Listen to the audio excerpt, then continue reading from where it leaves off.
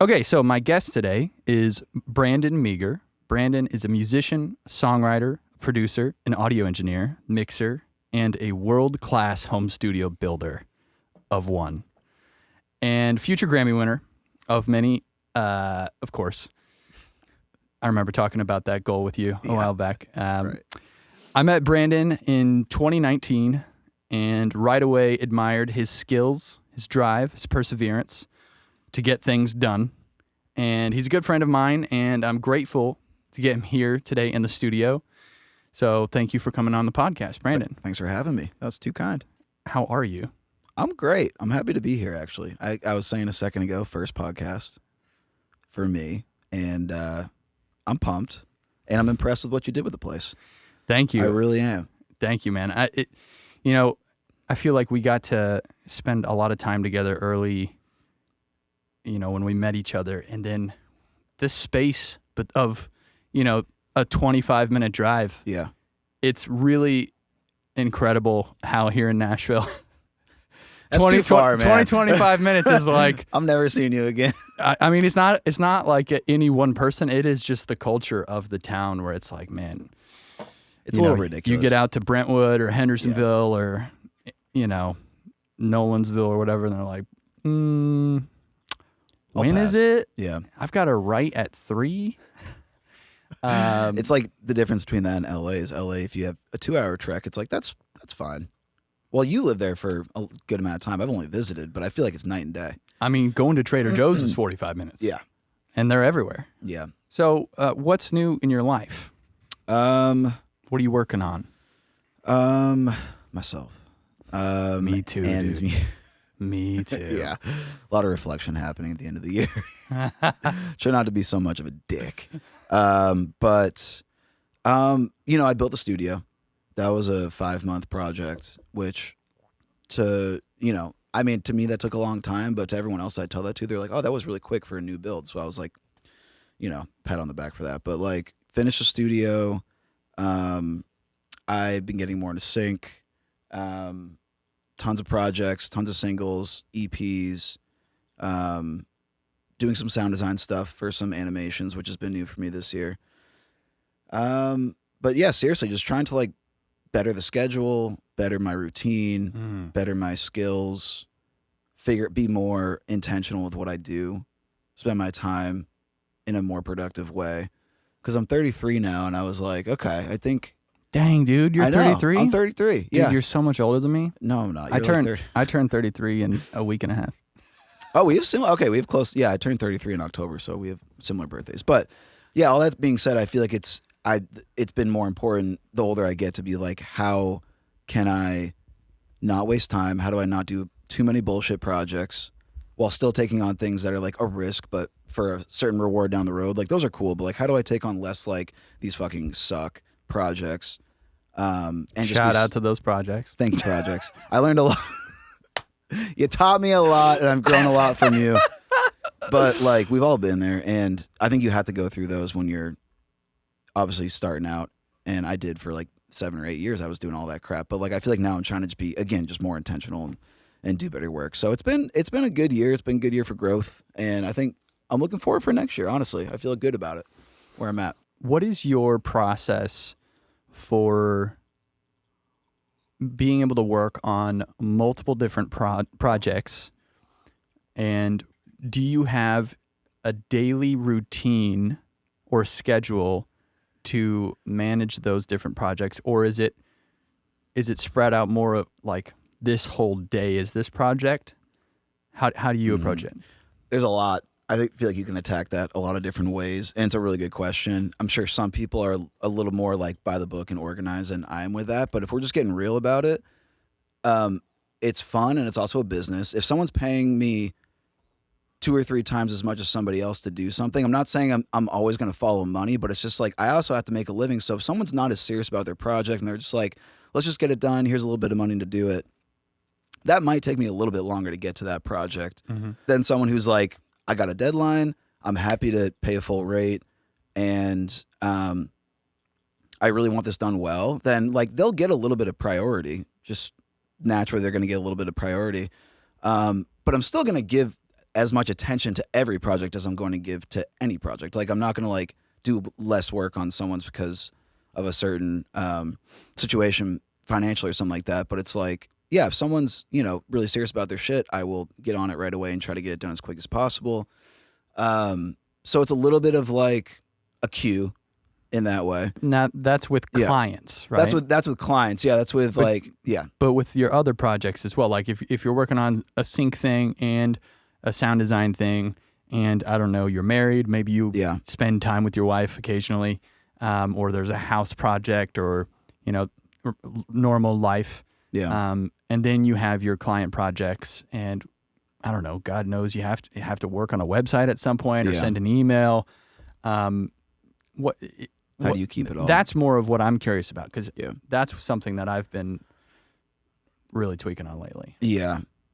I mean, rightfully so. It's tough. So my only real answer to that is before I go to bed, I write down what I need to do the next day. Yes. And when I wake up extra early, don't do any work for about an hour. I go on a walk, drink some coffee, and think about that list. Make sure it's the way I want to go down about that day. And if it's not, I'll rearrange it, and then I'll kind of attack the day that way. So if it's like I need to wake up a half an hour earlier to go run an errand for my wife, I'll do that. But I'll know that the night before, so that when I don't want to wake up and just be like, what the fuck am I doing today? Yeah, I hate that feeling. And it goes into getting a little bit older. And like I was saying earlier, like I want to spend my time more wisely. I hate the feeling of waking up and feeling behind the ball. So if that is that kind of answer, like I try to plan it the night before. The night before writing routine or planning routine is huge. So yeah, I love hearing about that, because over the last couple of months, I have made seemingly small changes with sort of my morning and evening routine, and it has completely revealed what a waste of time every day was. And it now, so that I feel, it almost feels like a cheat code in some ways, because of the amount of things that myself, Scott, who's helping me here in the studio, shout out, and other people who work with me, the amount of stuff we're getting done is insane. Like, and it really was just tiny little tweaks that, obviously making content has turned into a giant part of my business. And so before I made these changes, I would just like wake up and I would know, I'd have these things in my head of like, okay, we've got to finish this. This has to be done by this date. Right. It's all kind of up here. And the main change I made, similarly to what you were saying, is I started getting up a lot earlier, but it started small. Like, I'm just going to sit down and write. I'm not going to because I notice when I get on the computer, time just is gone. Yeah. So I would sit over there and I made 30 minutes, and I tried this like working with a timer thing where I just wrote out sort of a daily must list of things that must get done, or at least thought about every day. And sort of like, oh yeah, let me think about that. Like, I keep pushing this off. And that 30-minute window that I set for that quickly turned into 2 hours. Yeah. But it was just, it's such a simple, like I only spend 10 minutes on each thing, maybe 15 on one. But by just simply putting 10 minutes towards something that I'm trying to avoid because I don't want to do it, but it makes a big impact. But every day, 10 minutes every single day gets rid of the whole like, okay, let's do 4 hours on this thing I don't want to do, and then makes it way less efficient, way less fun to do. And then, I've sort of planned, thought about it, came up with some sort of schedule to do it. So when the time comes to actually do it, I would just look at my notes or whatever I wrote, and I'm like, okay, this is only going to take an hour now. Yeah. That has been huge. And the same thing at night, I'll review, did I get done the things that I put, so I'll have my daily must list of things to sort of like, where are we on this? I'm trying to make video courses. Yep. I'm doing a podcast, running a channel. I'm starting a new channel. It's a lot of work. Doing sessions, sending emails, managing stuff for Scott. Mm-hmm. We're going to bring on an intern soon. And then I'm married with a kid. Mm-hmm. So I was just like, put that cherry on. I literally, it's like, okay, 10 minutes thinking about this, 10 minutes thinking about this, just to like go in there. And the timer kind of gives me permission to not worry about anything else, where like, because I know I'm only doing this for 10 minutes. Like it'll be. Are you talking, when you say timer, you're actually starting a pretty legit like physical timer? No, I literally use the timer app. You use the on timer my phone. app I go, okay. 10 minutes, boom. What's first? Courses. All right, flip over to the courses, and I go, where was I? Oh, okay.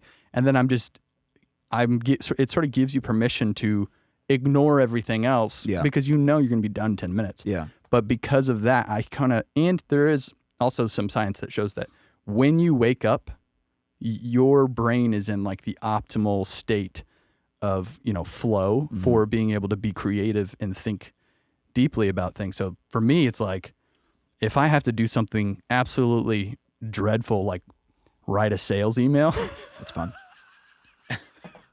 I'm like, oh God, I just don't want to do that.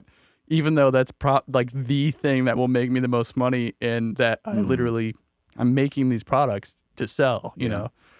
So it's like, okay, let's write some emails, and I'll just start like, almost like it's a letter. Like, who is this to? What's the point of this? How can I give them something for free of value? Yeah. And then tell them, hey, if you want this thing, check it out. And I'll just write that every day, basically as an exercise. And then I have like a weekly list. Anyway, it's a bunch of stuff.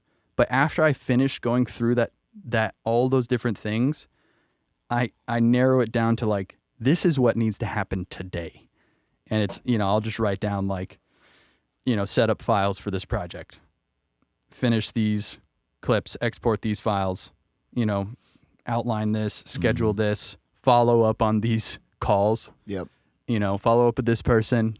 Just get that. Simple things, but it's like, because it's written down, and then the power of checking something off. It's huge. It's like, well, just like, it's funny that you mentioned like, you have to write a reminder just to get back to somebody. Yeah. Like sometimes like my friends or whoever will look at me and be like, that's ridiculous that I just saw a reminder on your phone go off to text this person back. And I'm like, it's really important. Yeah. Like, this is part of my business. Like, this is someone who is a potential client or is a current client. I need to get back to them, or else it's kind of unprofessional. Especially if you're scheduling things with other people, writes, sessions, video shoots, podcasts, whatever it is, like you gotta stay ahead on that, and you gotta follow up, because just like I might forget to text someone back, they're most likely gonna forget to text me back or whatever. So it's just like, oh, just shoot a text or give them a call real quick. At some point, make that connection and just confirm, move on. And now I know, cool, we're all good. What do you do with your calendar? Because I know for me, it's just on my phone, and the second I have to schedule something, it's going in. Because I had too many years where I'd be like, oh, I'll put that in the calendar in 5 minutes, and obviously I'd forget. And I'd be an idiot and dick, and I would miss the session or something like that. Do you just put it right in right away? I've got a couple different ways. There is sort of a shared, like I have my Google email tied to it or whatever on my iPhone. And my wife is obviously needs to know when things are being scheduled, so it's also connected on her computer. Yeah. And then vice versa, if she's like, hey, we're going to the doctor, or hey, we're going to this event or whatever, she's got to block it out so that I can, before I go to book a shoot or a session or something, I go, oh, dang it, we're doing, we're going to this, we're going to go see Wicked that day. Right. Totally. Totally. Yeah. Shout out to Wicked, dude. That was a great show. So good. So good. Yeah. And that's, for me, dude, just in the last couple of months, I have, it's been infinitely more productive. Also sort of getting real macro meta about it, sort of, instead of just, a to-do list of mundane, send these files, export this. It's more like I'll have bigger picture, what is like the broader mission of this year. There's going to be categories to that. You want to have a better relationship with your partner, your family, your kids. You want to, maybe it's like you want to take them on a trip, or you want to save a certain amount of money. Yeah. So that in 2 years you have a bigger goal of doing something else. It's like, is this getting me closer to that? Or what is this? What is this even doing? Like, Right. why am I doing this?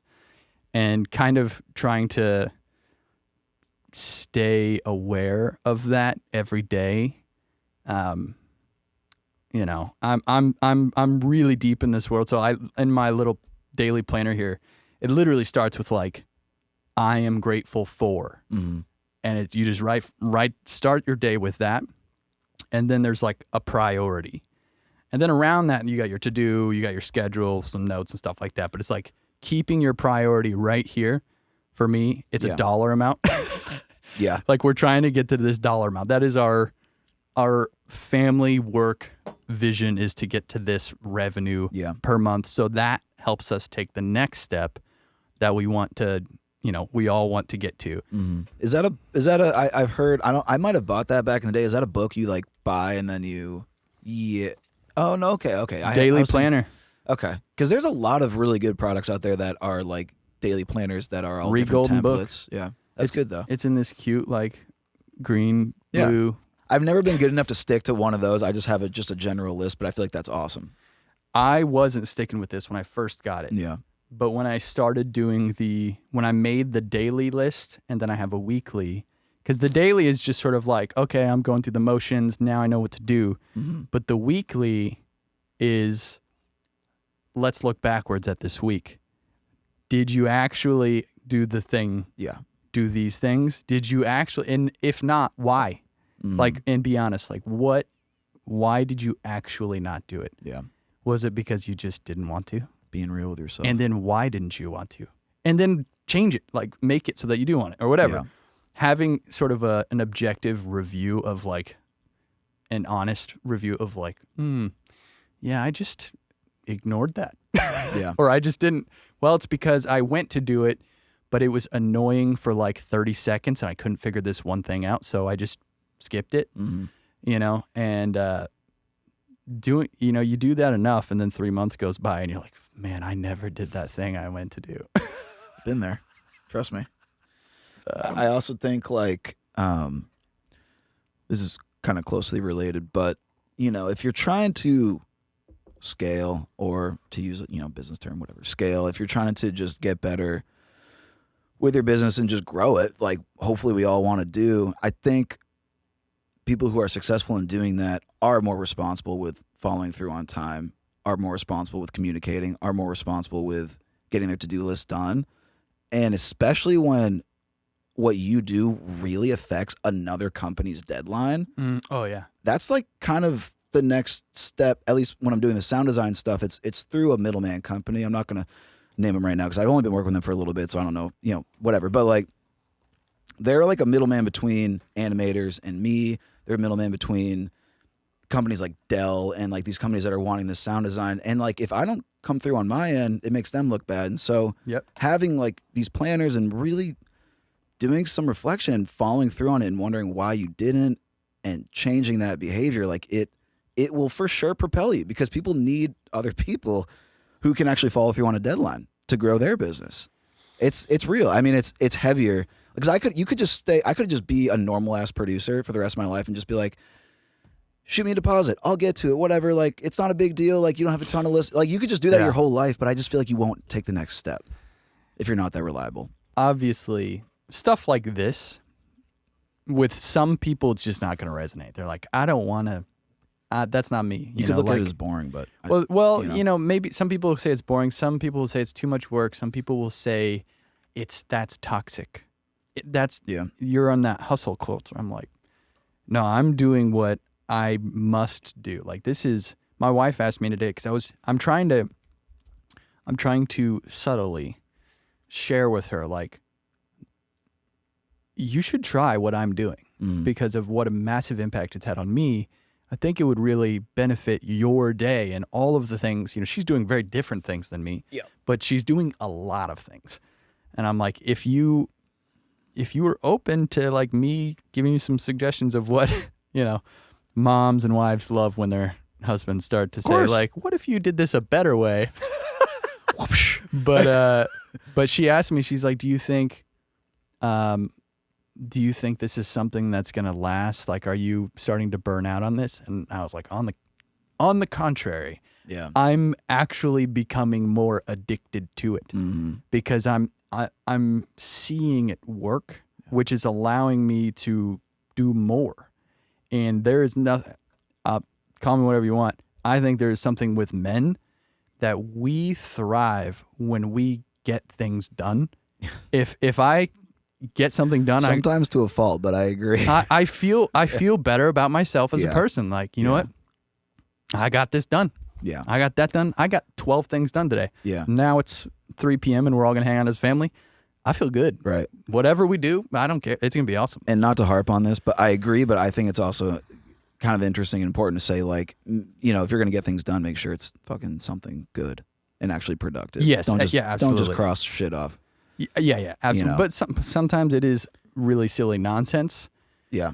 You know, vacuuming or clean the studio. Oh, that's all good. That's you know, all like good. silly stuff that you know can be ignored, and also just sort of I'm learning what gets ignored, and then I'm starting to learn like, okay, like why is this getting, you know, and starting to like be a little more honest about it, and which is just helping me broadly, sort of address some of that stuff. But it all applies to now I feel better as a human. So everything I'm doing is better, you know, because I'm feeling confident about it. I'm literally prepared. Yeah. And so anyway, Yeah, look at you. I think that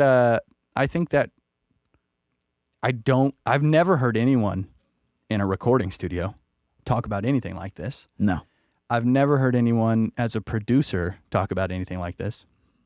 So I wanted to talk about it a little bit. I'm glad we are. When Yeah, you brought it's it up at first, I was like, I can't believe you brought list, this up. I knew you'd be on that game. Yeah. It's huge.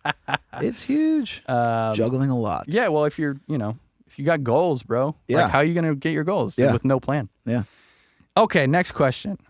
You built a home studio. I did.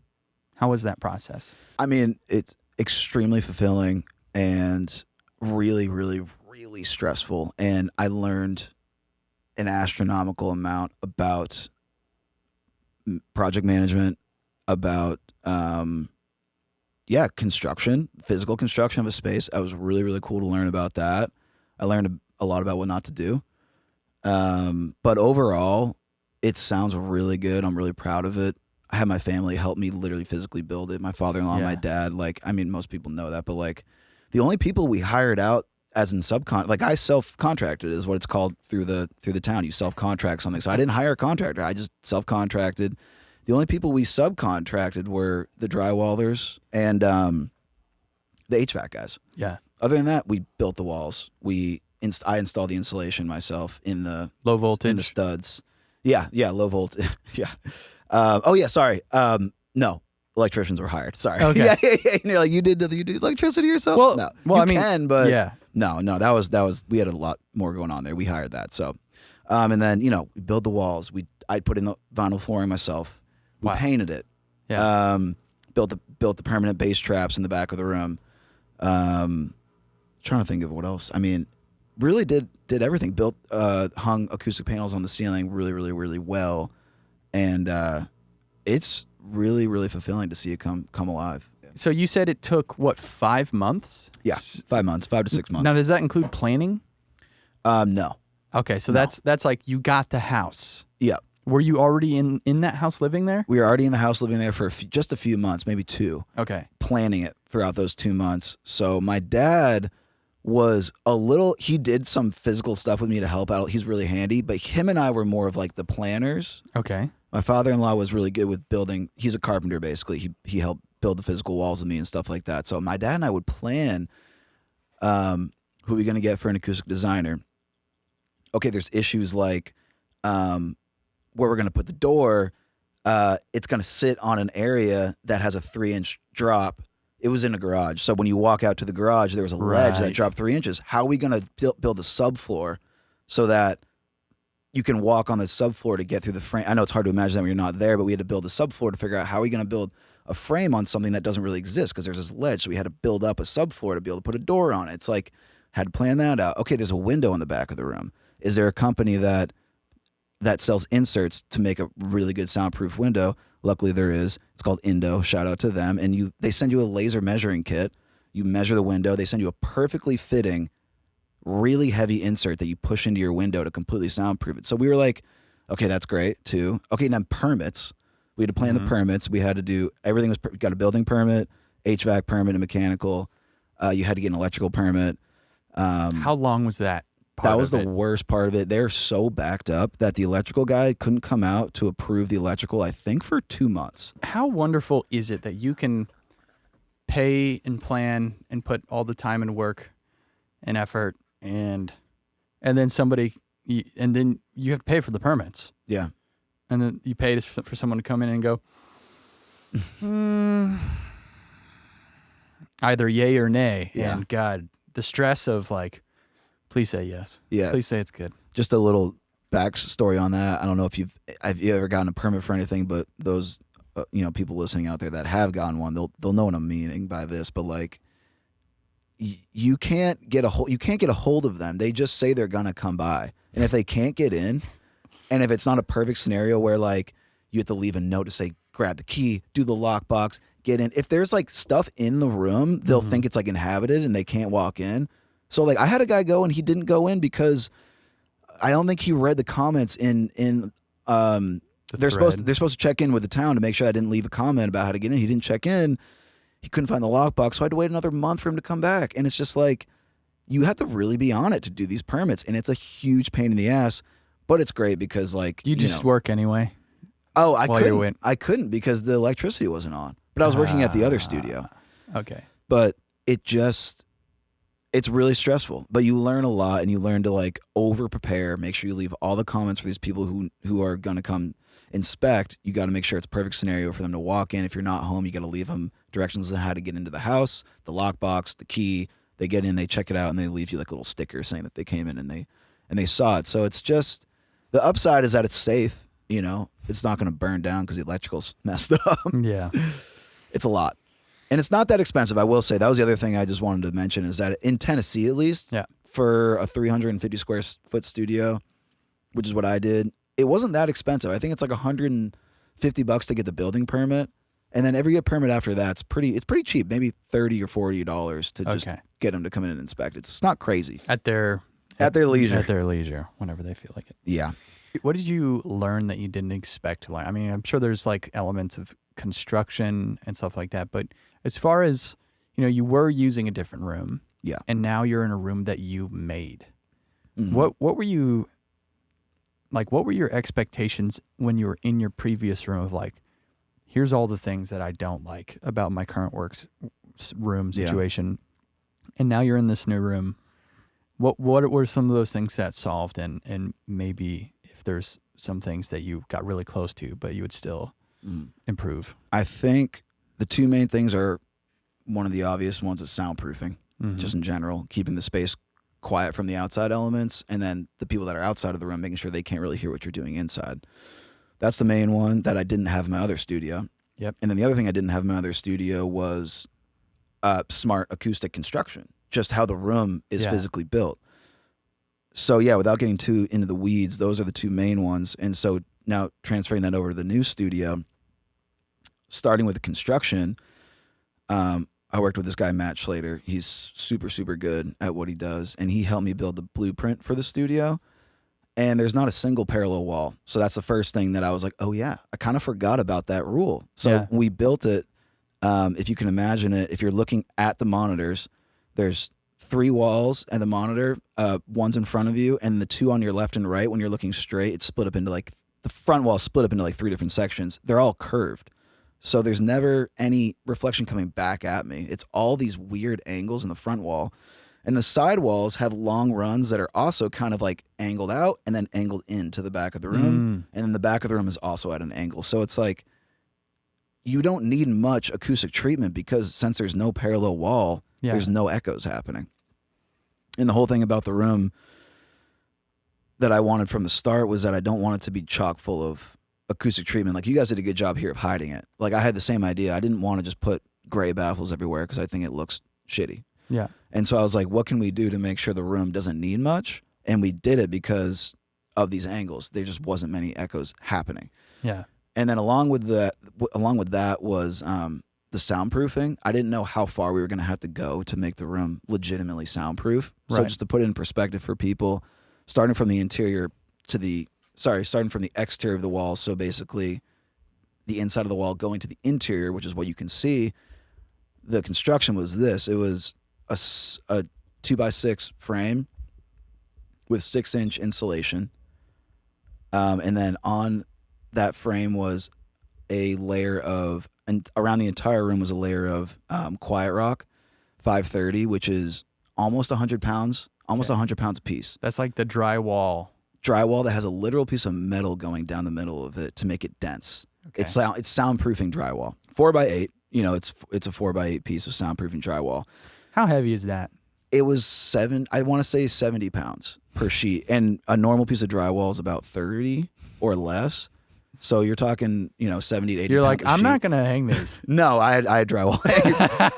And it's I hard. mean, I don't want to hang drywall in the first place. Yeah. And it's hard to cut them because of the metal. So you're trying to cut places for the electrical outlets. You have to take them outside and you have to grind them down with metal grinders to get through them.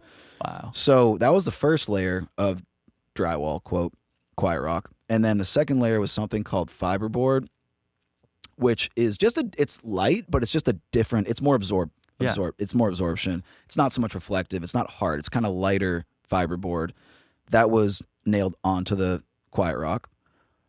And then did a whole layer of that around the room. So that's 2 layers of drywall. And then the last layer of drywall was just a traditional 5/8 layer of gypsum drywall. I see. So it's 3 layers of drywall Yeah. on the stud. And now you're seeing now you're seeing kind of the finished thing. And then I forgot one really important thing is that every layer of drywall had an entire layer of caulk in all the seams. So I went in, I followed the drywaller. So every time they put a piece of drywall next to another piece of drywall, I would take soundproofing caulk and I would go down that. Yeah. The vertical way, and I would also go on the top. I'm just imagining you telling, hold on one second. But Yeah. Literally, like, hold on, let me get this on there. So like, what is this guy? Why is he doing this? It made such a huge difference. So I would caulk the vertical seam, and then where the drywall met the top of the frame, where the ceiling was, I would also caulk that, and I would do that for every single layer of drywall that would go in. And the last bit of soundproofing we did on the frame was that you put basically like a rubber. I forget what they call it, but it's basically just a fitted rubber sheet that you put on the top and bottom of the frame so that when you stand it up and it's vertical, it kind of like snugs up against the floor and it snugs up against the ceiling. Okay. So there's literally it seals it. Yeah. No air gap. So that was a general soundproofing. And then the most important thing, just for anyone that's trying to do this, is your walls are really important, but the most important things are windows and doors. So if you do the whole soundproofing thing and then you don't take care of your door, you did nothing. Yeah. You did literally nothing because all the sound's just going to fly out the door. Yeah. And so the biggest expense we had to do, because we would have felt like we didn't go all the way, is we had to buy a hefty ass 350-pound soundproof door that basically is so thick and dense and heavy that it's, the way they market it, and it's true after talking to them forever, is that it's just a continuation of a wall. Okay. When you close the door, you're just creating another wall. That's how thick it is. That's pretty much the gist of it, and then of course painted it and then did the acoustic treatment, like baffles. Just that alone like that. Is, I've been in the old room. It's just miles different. Yeah. When you're in the previous space, which, just to paint a picture, was in a commercial building that was originally an office for, I think, electrical contractors. Yeah. 70 years ago. And so these were just offices. They're probably just 2x4 frames with no a single insulation. Sheet of drywall. No insulation, just a single sheet of drywall. Door probably. with 2-inch gap underneath it. Terrible. Concrete floors. Made it work, though. Was there drop ceiling in your room? Yeah. Yep. Wow. You had thrown panels up and you had worked in that room for, 4 years? I worked in that room for 4 years, man. And I will forever be thankful for that room, because that for those 4 years is how I set myself up to have what I think will be a long career in Nashville as a producer and a writer. So it's like, if I didn't have that room, I'd be fucked. But like, it was not ideal at all, sound wise, but made it work. And isolation. Isolation was terrible. You could hear your neighbor. You could hear the bathroom. Yep, you could hear the bathroom. Someone in the bathroom. Man, I can't imagine like just the difference in workflow and mindset of just being in that room. One, it's just a nicer, new, clean, functional space that it works. Sounds better immediately. How has it changed like what your workflow and like the listening experience must be monumentally different. Yeah. Has that affected your work at all? I mean, obviously you would hope that it makes things easier. Yeah.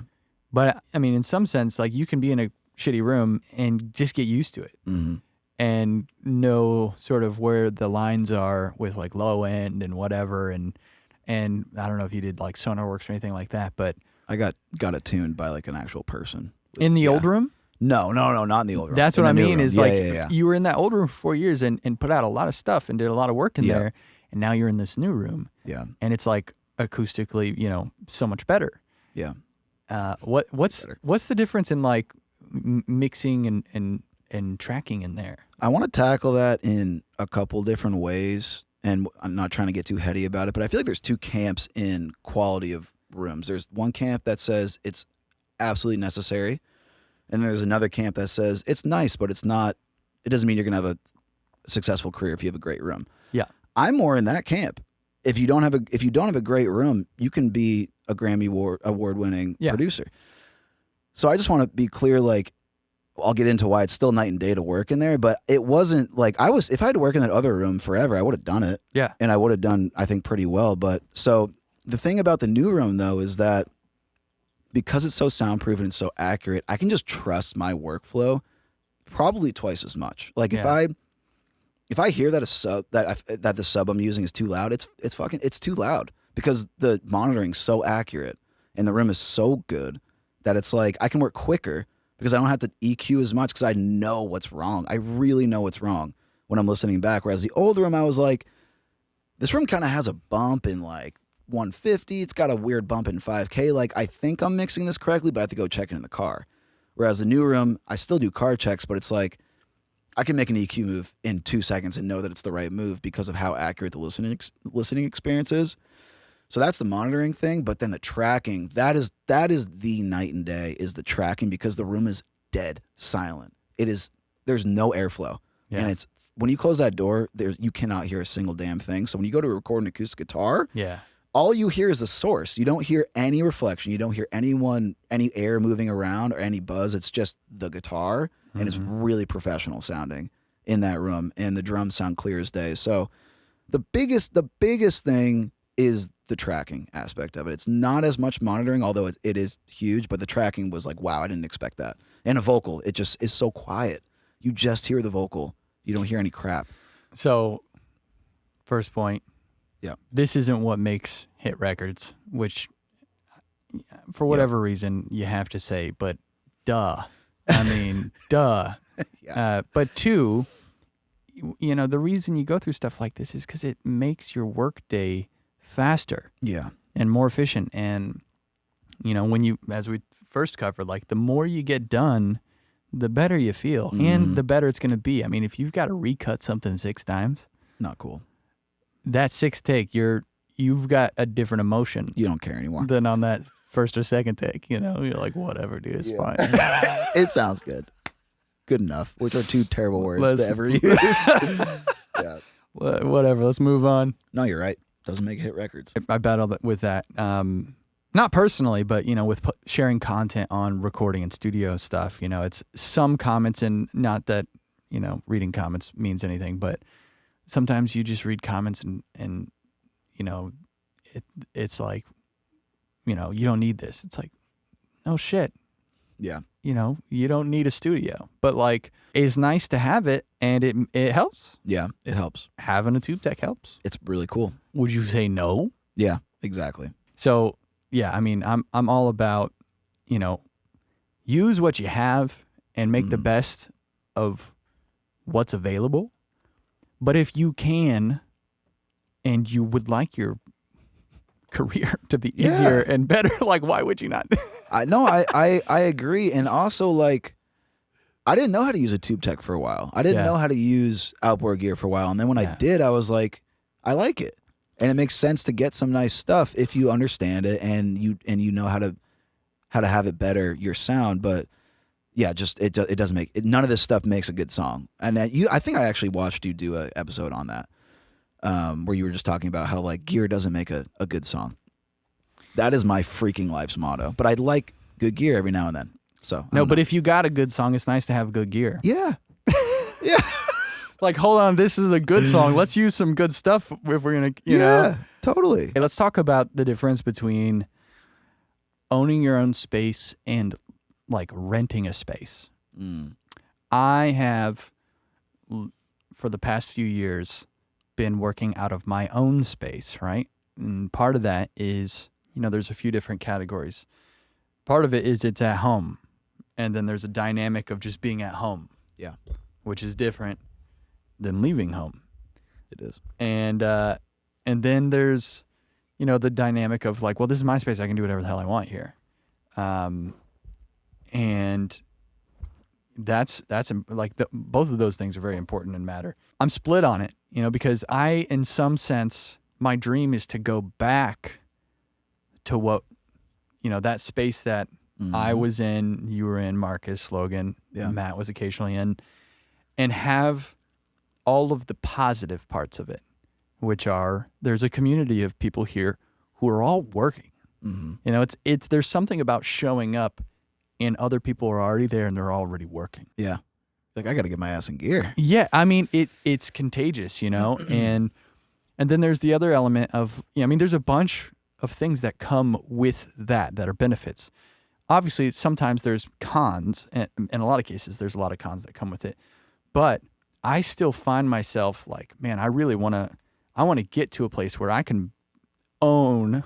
I mean, that's the big thing, you know, depending on which city you're in and what kind of cash flow you have and the financial side of it. But if you ignore the financial side of it, like if you could have that's fun to do that.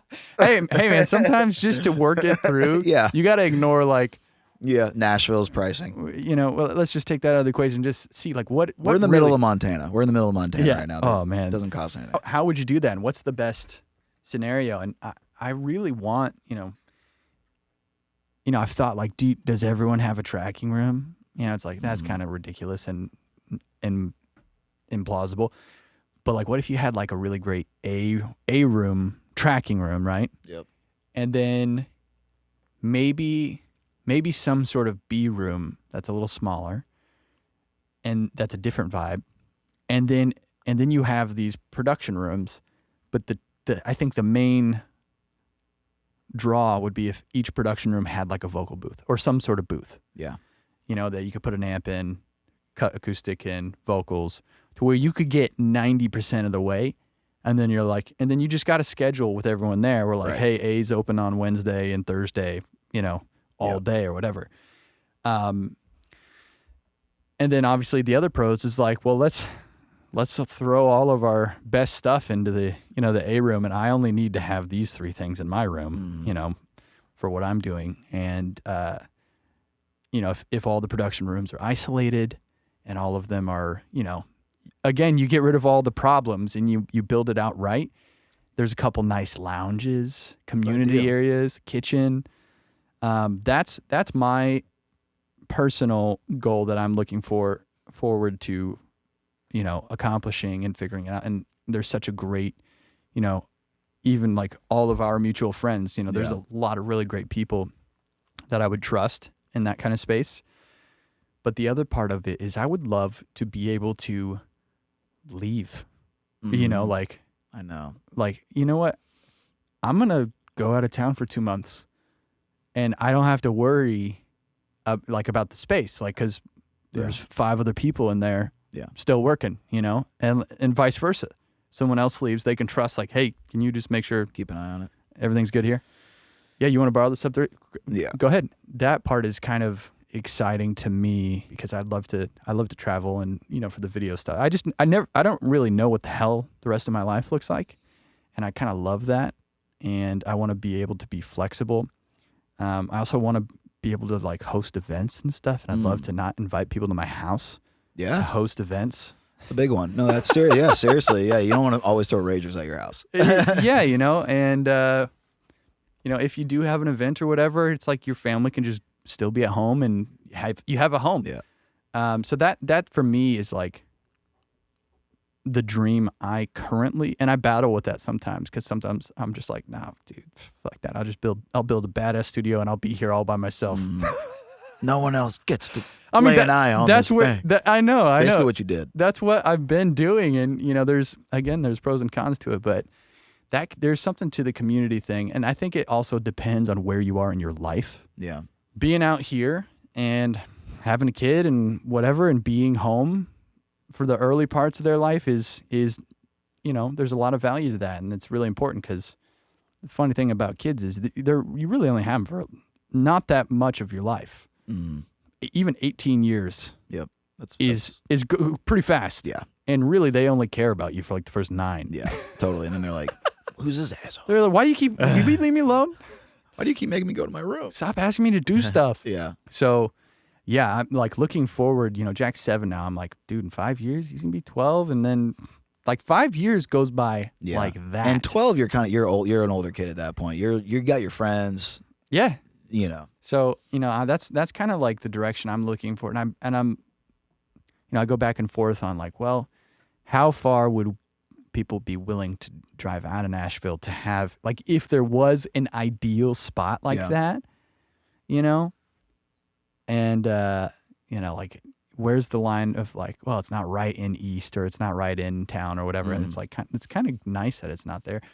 I don't know. What do you think about it? Pros and cons of having a workspace separate from home? And I'm asking you because you had that for 4 years, and now you're vice versa at home. And obviously, my guess is you're loving it. Yeah, I am 100%. No, your guess is right. I'll keep it brief because honestly, I agree with basically everything you just said. I'm also kind of long term thinking like I think one day I will take all my stuff and have a building outside of the house, just somewhere else in town that I can drive to, but. The pros of that is that it feels like you're going to work. Still going to work when you're in the house. You're still going to work when you're up here at the top floor, but like you're also not because you're kind of in your house still. There's that weird thing. Yeah, you got to pee. You got to go in the house. You go in the house. So like when you're going somewhere outside of the house to a different part of town to go to work, you are so committed that you're going to have to work that day because like you're already there. And you're paying for it. And that was... By the way, that's actually really interesting that you just mentioned that because that's the only reason why I was able to keep the place was because I knew I had to pay for it. Yeah. So I was like, shit, I need another project. So, but anyways, yeah, just in a short way, like that is a big pro. Like you're committed to the day. You're going to go to work. You're out there. Some of your friends are there. They're pushing you to be better. You see them doing cool projects. You want to do cool projects. It's a nice pro. The con is paying for it. The con is not being so close if something happens at the house or if like you're saying, I don't have kids yet, but like you have a kid, it's nice to be near them. So like those are obvious pros of working at home. The con of working at home is you've already said it. You're a little close. You can get distracted a little bit easier. If you got to go mow the lawn, if you have a contractor come over for something, you got to go say hi to them. Yeah. That's a con. When I first started working from home, it was really easy to just get distracted of like going to eat food. Something as simple as that, being like, I'm going to go make a coffee.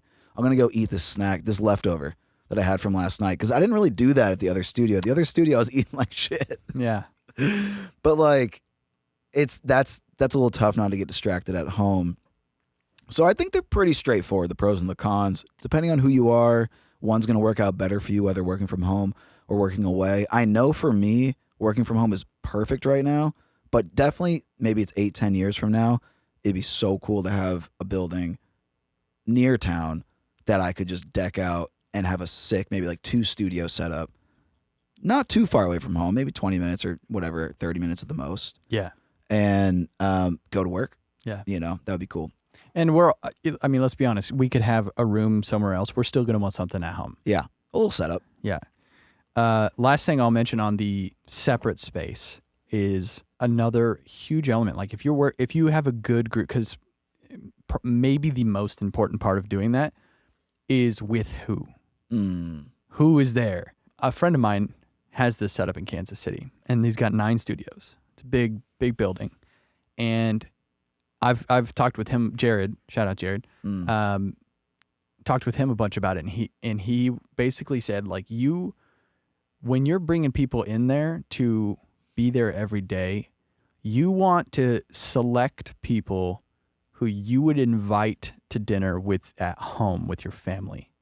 And if you're not comfortable doing that, you need to not bring them in. I agree. Because the trust issue, trust is huge, monumental. Like when it comes to your business and everyone else's business, you all have to be able to trust each other.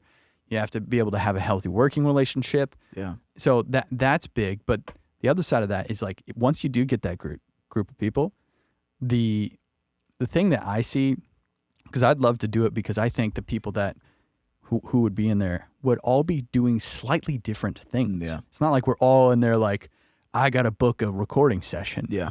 It's like some's doing sync, maybe some scoring, some producing, some mixing, some engineering, some content, podcast, whatever. Mm-hmm. It's like just the variety of stuff that's happening. There's going to be a network effect of awesome shit that walks into that studio. I think we experienced that, just a little bit of that at B-Side, at the old studio. We experienced a little bit. It wasn't as good as it could have been. Yeah. But yeah, I experienced it. So I agree. Somebody brings in, producer, artist, head of label, manager. Yeah. Oh, have you got to meet Brandon. Yeah. Or whatever, and walk in there. And then the event side of it, that was, I actually talked to a buddy of mine who is a co-owner of a bank. And he was like, sick. I told him about it, and he's like, dude, we host.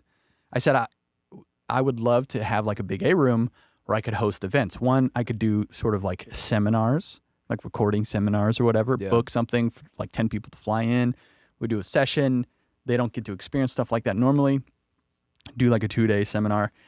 Also, like from the YouTube business side of things, hosting product launch events for companies. And them, one, being able to book a studio to host the event, but then having like a YouTube channel, brand, whatever, associated with it for the launch party. That's a for sure great business angle. And then on top of that, let's say anyone in the building has a hit, right? Has something that takes off, and you throw a party for it. Yeah. You throw that party, who's coming? Important people are coming to that. Important people are coming to that party. They are. And if we're all in the building, like the network effect from any of those events happening even 2-3 times a year is huge. It is. It's almost worth whatever the cost is. Yeah. So that's something that I think about. I've been Epic Home Studio for 4 years, and now I'm like Epic Commercial Studio. Yeah. Back to the old days. But like a little bit different, not like these rooms are empty and we need to book them. Yeah. Like it's actually each room is always booked. Yeah. But it's, privately leased or whatever. No, I think the idea is great, and I think there's a reason why it's hard. I mean, it's hard to achieve, but the benefits are huge. It's an expensive idea and dream, but it's totally feasible, and like definitely just the benefits of being around other people is massive. That is obviously the biggest downside of working from home. Is not having that. So that's clear, but I'm with you on it, man. I am. Can we switch gears a little bit and talk about Brandon Meagher? Oh. How and when did you start getting into whatever the hell it is that you do? And what was like the motivator there? I'll make it as not boring as possible. Whatever it is that you do. No, that's a great way of putting it. It's a great way of putting what we all do. Our parents, that's how our parents think about it. They're like, whatever it is that you do. I'll skip the really beginning. I mean, obviously started young just playing drums. Just took up an instrument, played drums. Drummer, drummer all the way. Took it pretty seriously, but my mom kept me in lessons. Thank God, Debbie, freaking Debs, kept me in. Shout out. She kept me in, and I wanted to quit really bad because when you're a kid, all you want to do is play sports with your friends, go to the playground, mess around. But she was like, I just think that you're pretty good at it, and you should just keep doing it. And luckily, Because at that time I was practicing like pretty much by myself. When you start playing with other people, then you go, oh, that's music. That's how you're supposed to do it. And then I joined like the middle school jazz band, and I was like, oh, I love it now. So joined the jazz band, loved it. All through high school, did the same thing, jazz, had my own bands, was practicing, taking lessons. I started writing songs in high school. And then I got to the college point, and I was like, I'm going to be an engineer because that has to be the only way you can possibly make a living. Can we pause on, I started writing songs in high school? Yeah. What was that like? Lyrics and guitar parts? What specifically did you get into? And what were you using? Was it GarageBand or like some Sony Acid, torrent? No, it was GarageBand. Those are the early days. I forgot, man. Acoustic guitar and GarageBand. Okay. Plugging my acoustic guitar directly into the DI to get all my sounds. And what was the DI? In M Audio. M-Box. Yeah, everyone had it. So white and blue Digi-Design. White and blue, USB 2. Yep. Into the laptop. Everything was delayed. Sick. And but you had that mix knob, right? I had the mix knob. So you were like, oh, not anymore. Dude, it was crazy. And I remember my Rachel Guthrie, I was trying to think of her name the other day. I was really lucky at my school. We had something called a Mac Lab. It sounds super fucking like sick. You privileged ass motherfucker. Pretty much is what it was.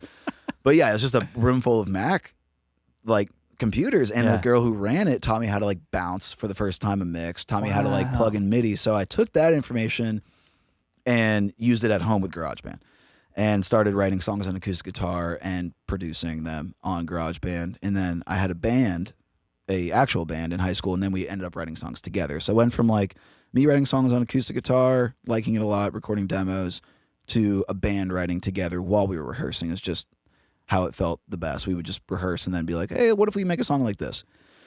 And the band, I won't even say broke up, because like it wasn't like we're gonna break up. It was just like we can't really do this anymore. So I love you guys. Like, let's stay friends and basically a band, but we're just gonna go to college.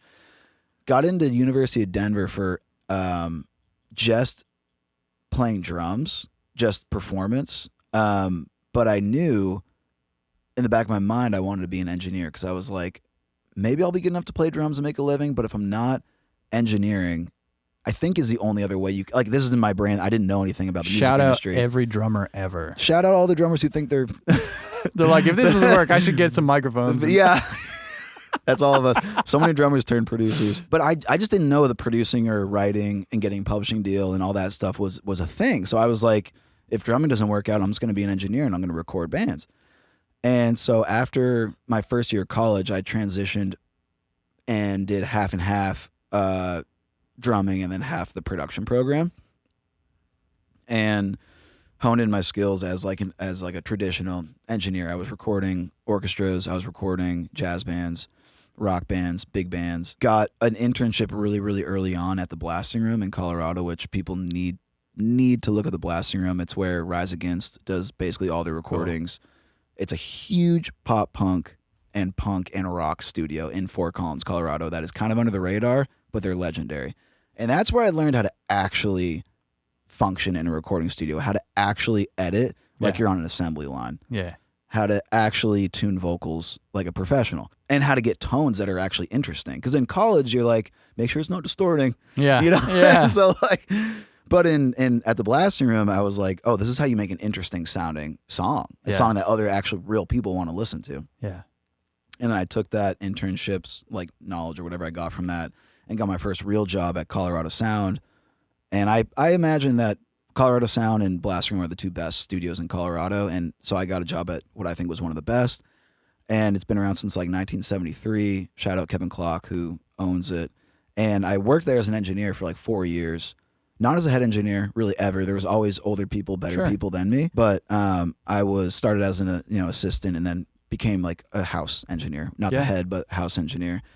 And I was recording a bunch of bands, and I was getting pretty good at using the board, and I was getting really good at just like running a session at a, this place charged $85 an hour. It wasn't like a cheap studio. Mm-hmm. And but I kept getting to the point where I was like, it felt like there was just a revolving door of an uncontrollable amount of like, I don't know who's come in type clients where like, I don't know what I'm going to get this day. I might not like it. I might like it. At least I'm making a living. Cool. I was making a bad living, but it was something. Yeah. And I kind of got tired of like just being there for everybody else is what it felt like. And I know that's like a young, naive way to look at it, but I was like, I just don't want to like be sitting around for whoever just comes through the door, and then I just have to like record them and then they're on their way. Just, I wanted to have more, like, I wanted to partake more in the creative process. And so my wife suggested we check out Nashville for my birthday. And I was like 26 at the time. I wasn't young. And you met her in Colorado, is that I met right? her in Colorado. I met her at college. Yeah. So she's known me since I was like 20 years old. Okay. So been 12, 13 years now. And so she suggested for like my 25th or 26th birthday that we go to Nashville. And I was hooked the second I did my first writing session here. And then I kept making trips. I made about 4 more trips before we moved here. And I started to realize like, oh, I love engineering, but it's just a part of what I actually want to do, which is being a producer. Yes. So that's kind of like the general story. And then I moved to Nashville and dove into the studio and started my own production company, just still a one-man. I mean, I hire out people every now and then, but basically a one-man production company. Started with one project at B-Side. I remember the rent was like, I think it was like $800 to $900 a month, and I had one project that didn't pay me that much. Yeah. Didn't pay me $800 or $900. Yeah. And so I think at the end of that month, I was lucky enough to get one more project. And so I was able to pay rent at the studio. And then to this day, it still amazes me. I haven't missed rent. Yeah. To this day, I haven't missed rent. It's been 6 years later ever since I started renting. And now I'm at home. Like everyone knows that now, but so I'm paying mortgage. But I hadn't missed rent all those years. And I just kept getting projects, getting better at what I was doing to where I was getting hired more. I was being able to charge more. And started picking up other sections of the industry like sync, which helps out a lot financially.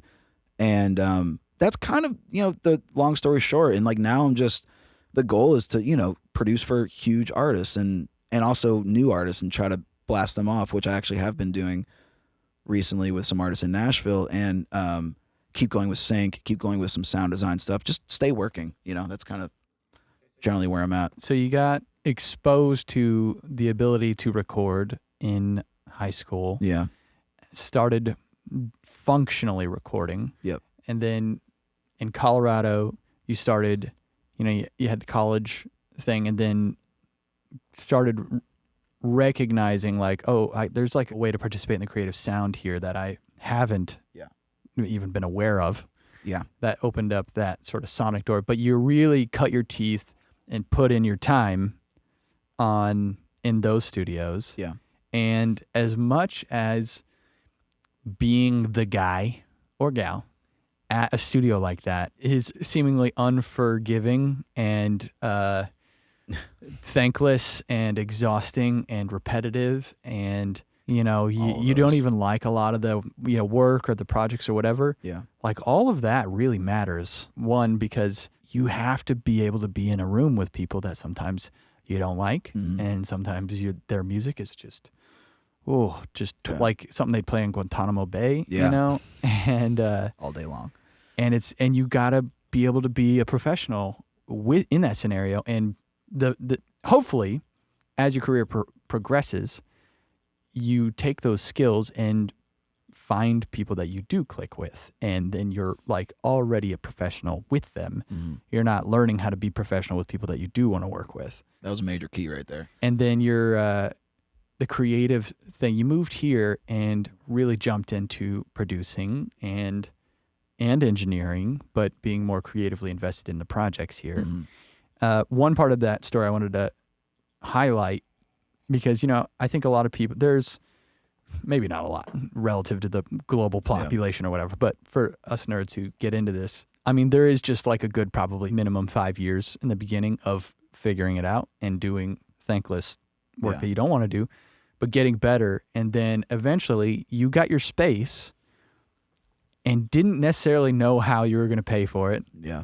And we're also in a new city. Like that's a whole other thing, is you had like basically no network. I mean, maybe a couple from some rights or whatever, but just enough to get in the room and then start trying to figure it out. Yeah. And then your goal is pay rent. Yeah. Stay there. It's not like, oh yeah, I'm going to start getting more stuff and invest. It's like, I got to pay my bills. I just got to be able to stay here and not get kicked out. Hallelujah. We still have the ability to work. Yeah.